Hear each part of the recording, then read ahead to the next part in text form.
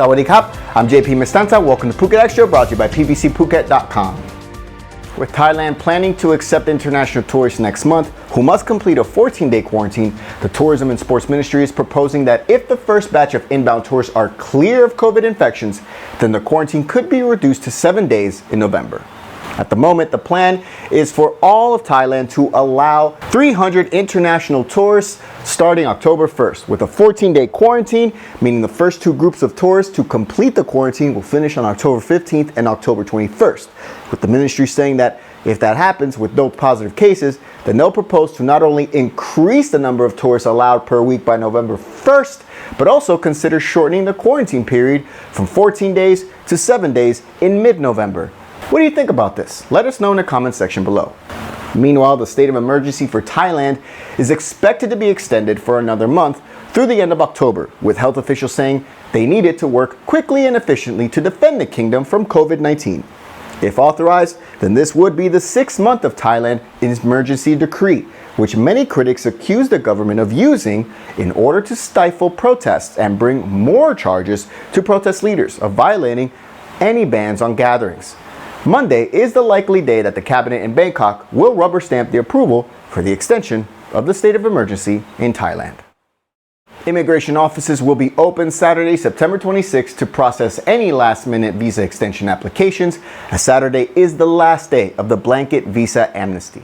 A number of foreigners were queuing up at the Phuket Town Immigration Office today to process their extensions, which can be done with the proper paperwork. And the immigration office in Phuket has been processing about 190 applications per day. This immigration office will be open from 9 a.m. to 3 p.m. on Saturday to process any applications. All approved visas will be for at least 30 days, which will be counted starting on September 27th. The Immigration Bureau warned last week that more than 150,000 foreign nationals total still need to have their tourist visas renewed by the due date or face charges of overstaying. The overstay fine is 500 baht per day starting on September 27th, and offenders could also be deported according to authorities, although it depends on their situation. You can always call the immigration hotline at 1178 or visit the immigration.go.th website for more. 3 COVID-19 cases announced today, all of them Thais who returned from abroad. 2 of today's new cases are Thais who had already recovered from the novel coronavirus in the country in which they had just been working, Kuwait and Singapore. A 58-year-old Thai worker who returned from Kuwait on Tuesday, he tested positive while in quarantine in Chonburi province, and he had already been treated at a local hospital in Kuwait, then rested at a workers' camp before returning to Thailand. The other is a 42-year-old Thai worker who arrived from Singapore on September 8th, tested positive while in quarantine in Chonburi as well, but he had already recovered earlier from COVID-19 in Singapore, although he was not hospitalized then and had been put just in isolated quarantine back in June. The new total for the country is now 3,519 since the outbreak began, with 95% of patients recovered, and the death toll at 59. Many in the country expected a vote on 6 proposed constitutional amendments on Thursday in Parliament, but it was cancelled instead to set up a task force to look into the amendments, much to the chagrin of about 1,000 protesters waiting outside Parliament who hurled insults at lawmakers as they were leaving. 6 amendments to the Thai Constitution were previously proposed, and this week saw 2 days of debate, and after those 2 days, when it was finally time to vote, the ruling Palang Pracharat proposed to delay the vote and form a 45-member committee instead to study those same amendments that they had just debated for 2 straight days, in which even the House Speaker, Chuan Lik Pai, said he even felt duped, thinking they were going to vote for the amendments. That's from Thai PBS. The forming of the committee will delay the vote by a month. Over 1,000 protesters gathered outside the Parliament building hoping to hear about the vote, which never happened, and hurled a ton of Thai insults to Thai MPs as they were leaving the building. One of the big sticking points in this whole constitutional reform saga is the role of the Senate, which has 250 members, all of whom are appointed by the military, who are also backed by the ruling Palang Pracharat party, and many of those MPs are also former military officials. In order for any amendments to pass, 1/3 of the Senate, 84 senators, they have to vote in favor for the bills to pass the first reading, which some say is not going to happen. If the amendments are voted down in the next meeting, then the Phú Thai, who proposed 5 of those bills, they have to wait 8 months before they can propose them again, according to the Bangkok Post.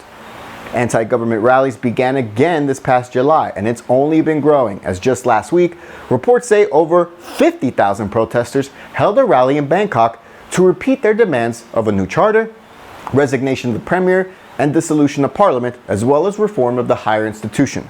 For more, visit thephuket.news.com. Despite receiving a 99-year prison sentence on bribery and corruption charges, a key Phú Thai party member, Watanam Wongsook, was still allowed bail, although he is expected to spend the next 50 years in Thai prison.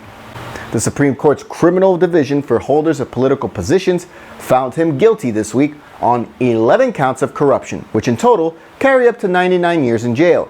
But the law states he can only spend a maximum of 50 years in prison. It's all in connection with Watanam's demands of kickbacks related to a 2.5 billion baht housing project while he was serving as Social Development and Human Security Minister under the Thaksin Shinawatra administration. He was released on a 10 million baht bail yesterday, although he's not allowed to leave Thailand without prior approval from the court. Patong police are still trying to track down the mother of a newborn baby boy that was left abandoned on a wooden bench in Patong early on Wednesday morning. Police now believe the mother is a Myanmar woman who has already left the island for Suratani on a bus. A baby estimated to be about 7 days old was found left in a fabric bag on a bench at Patong's Arunsom Square Plaza at about 6 a.m. on Wednesday. CCTV footage revealed the mother had placed the baby on the bench at 5:40 a.m., just 20 minutes before, and they tracked her to a Myanmar workers' camp. But locals there told police she had already took a bus to Suratani, with police in that province now joining the search. Meanwhile, the baby is being cared for at Patong Hospital, where, at last report, doctors said the infant was in good health. And that's it for Phuket Extra today, brought to you by PVCPhuket.com. For safe, secure, and soundproof windows, visit PVCPhuket.com. Thanks again for joining us today as we try to bring you the most up-to-date information possible. Have a great weekend, everybody. We'll be back on Monday with all the news you missed. Until then, stay classy, Phuket.